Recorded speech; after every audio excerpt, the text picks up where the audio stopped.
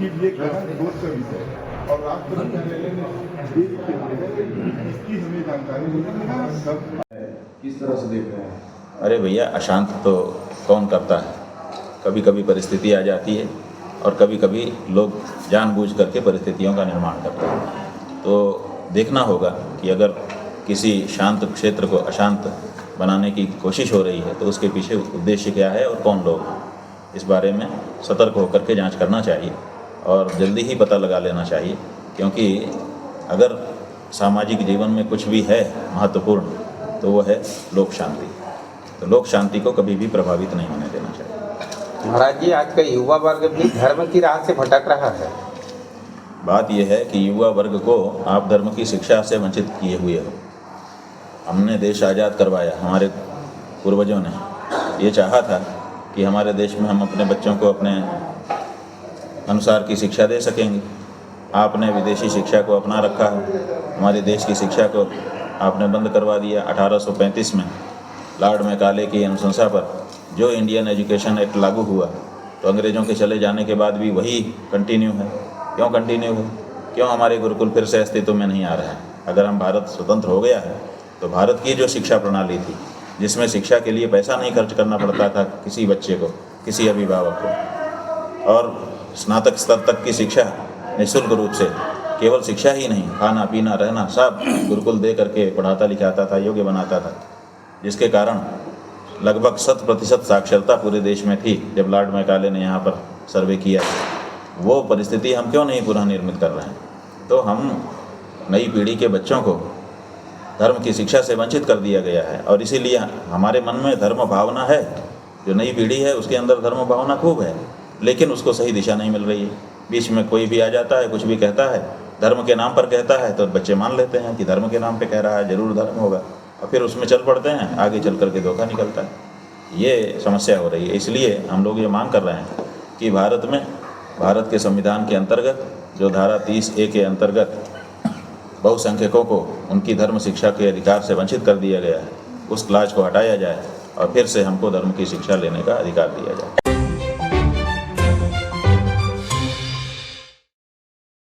लगातार देश में आरक्षण को लेकर एक विरोध हो रहे थे। आरक्षण से हमारे देश के जो युवा पीढ़ी है, जो आने वाले जो है, वो उच्च शिक्षा के स्तर पर नहीं पहुंच पाते हैं, जो उच्च पद पर नहीं पहुंच पाते हैं। उससे हमारे जो आरक्षण है वो हमारे देश के लिए कितना खतरा है? देखिए, आरक्षण जो है वो पूर्णकालिक समाधान नहीं है, वो अल्पकालिक समाधान था। आप लोगों ने अगर मिलिट्री ट्रेनिंग की हो, परेड किया हो, तो आपको पता होगा कि जब परेड करने के लिए लेफ़्ट राइट कदम ताल कराया जाता है तो जो इंस्ट्रक्टर होता है वो बोलता रहता है लेफ़्ट राइट का मतलब है, जब वो बोलता है लेफ़्ट तो इसका मतलब होता है बायां पैर मारो ज़मीन पर। जब कहता है राइट तो मतलब राइट मारना है। अब कभी कभी क्या होता है कि किसी कैडेट, किसी सैनिक का जो पैर है वो उल्टा हो जाता है, तो वो बीच में ऐसा मौका है कि एक खाली छोड़ करके वो मिलान कर सकता है, फिर से बायां के बायां, दाहिने का दाहिना, तो वो एक खाली छोड़ देता है। तो वो एक खाली छोड़ना इसलिए होता है ताकि उसका कदम ताल सही हो जाए, जैसा कि कराया जा रहा है। अब वो कहे कि नहीं हम तो खाली करेंगे, तो फिर तो सब कुछ बिगड़ जाएगा। ऐसे ही ये जो आरक्षण की व्यवस्था है ये उनके लिए थी कि जो लोग पीछे छूट गए हैं, समाज में वंचित हैं, वो लोग साथ आ जाएं, और जो आगे हैं वो लोग उनको भी साथ लेकर के फिर एक साथ हम लोग संगच्छध्वम संवदध्वम संभव मनांसि जानताम की जो वेद भावना है कि सब साथ चलें, उसको मूर्त रूप दे सकें। लेकिन ये नहीं हो पा रहा है। क्या हो रहा है कि जो लोग आरक्षण की सुविधा प्राप्त करते हैं वो सोचते हैं कि हमको क्यों पढ़ना लिखना है, क्यों अनावश्यक परिश्रम करना है, जब हमको सरलता से काम हो जा रहा है। दूसरे, जब एक व्यक्ति आरक्षण पा लेता है तो उसके घर की जो आर्थिक स्थिति है वो सुधर जाती है, तो ये माना जाता है कि अब उसको दूसरे के लिए छोड़ देना चाहिए कि भाई अब मेरा तो ठीक हो गया, अब दूसरे लोग आओ, हमारे समाज के आप लोग भी आगे आ जाओ ताकि आपकी आर्थिक स्थिति भी सुधर जाए। तो वो नहीं छोड़ता है, वो कितना ही बड़ा हो जाए लेकिन आरक्षण लेते ही चला जाता है। तो इसके कारण समाज में समरसता नहीं आ पाती है। उन्हीं के समाज में कुछ लोग बहुत आगे हो गए, कुछ लोग राष्ट्रपति प्रधानमंत्री बन गए और कुछ लोग जहाँ के तहाँ ही पड़े हुए हैं। तो ऐसी परिस्थिति में दूसरे समाज के लोग तो छोड़ चुके कि भाई चलो हम आरक्षण हमें नहीं चाहिए, आप लोग ले करके आगे आ जाओ, लेकिन उन्हीं के समाज के लोग आरक्षण निरंतर लिए हुए हैं, जिसके कारण उन्हीं के समाज के बहुत से लोग अभी भी वंचित रह गए हैं। तो पहले तो उनके समाज के जो लोग हैं उनको एक बार आरक्षण ले करके बाकी अपने दूसरे समाज के भाइयों के लिए छोड़ने की ज़रूरत है। अगर ऐसा किया जाए तो बहुत जल्दी सब तक आरक्षण की सुविधा पहुंच जाएगी और सब लोग कुछ न कुछ उन्नत हो जाएंगे। उन्नत होने के बाद फिर अपने ऊपर रहेगा। और आरक्षण जो है वो थोड़े दिन के लिए ठीक होता है, लेकिन लंबे समय तक के लिए अगर किया जाए तो अकर्मण्यता ला देता है और व्यक्ति परिश्रम करना छोड़ देता है। तो वही प्रभाव अब जा रहा है, जिसके कारण जो लोग पीछे थे और पीछे होने की संभावना में पड़ गए हैं। इसलिए विचार तो इस पे करना चाहिए, लेकिन कुछ नेताओं ने आरक्षण को इस तरह से व्याख्यायित कर दिया है समाजों में कि जो आरक्षण के बारे में विचार करने की बात करेगा उसी के खिलाफ खड़े हो जाएंगे कि देखो ये आरक्षण को विचार करने के लिए बात कर रहा है, ये हमको दिक्कत में डाल देगा।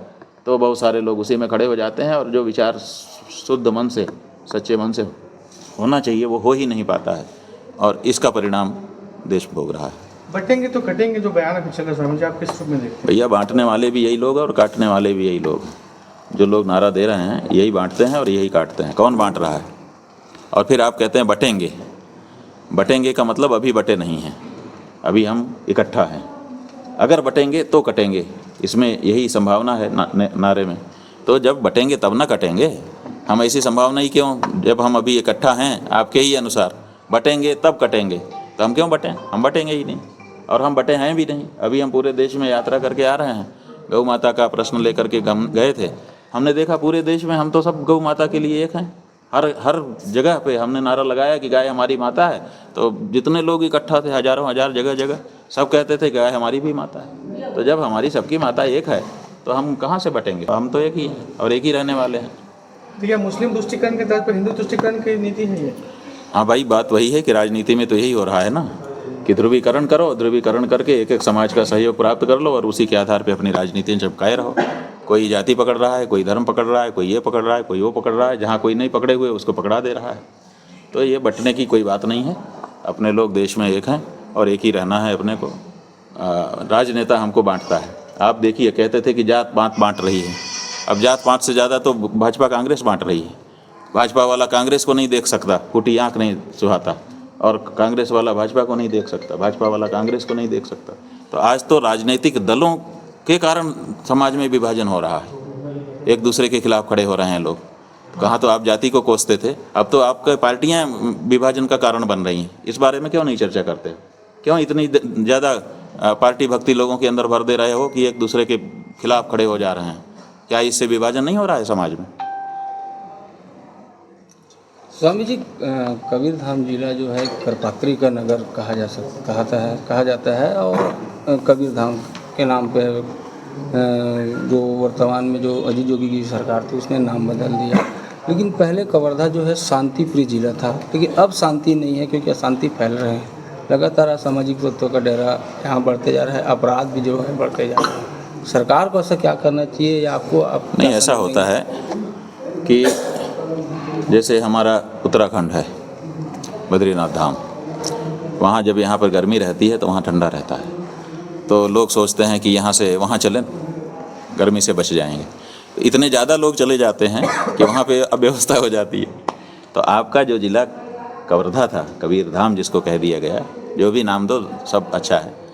तो ये ज़िला भले शांत माना जाता था, तो बहुत सारे लोग इस जगह के लिए उन्मुख हो गए कि हम शांत ज़िले में जाके वहाँ रहेंगे, और पता चला कि वो जो अशांत थे वही लोग ज़्यादा आ गए। अब आप लोगों ने जो खुला दरवाज़ा कर दिया कि चाहो जो आओ, हम तुम्हारे कुछ देखेंगे नहीं, आने दो।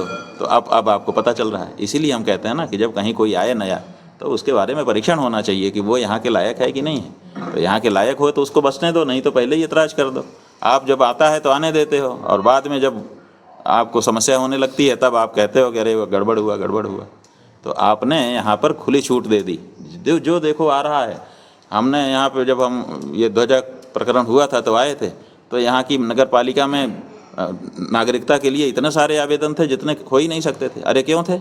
इसका मतलब कि नए लोग आकर के यहाँ बसना चाह रहे थे। तो ये सब जगह पे हो रहा है। आप लोग इस पर अंकुश लगाओ, नहीं तो और अशांति हो जाएगी।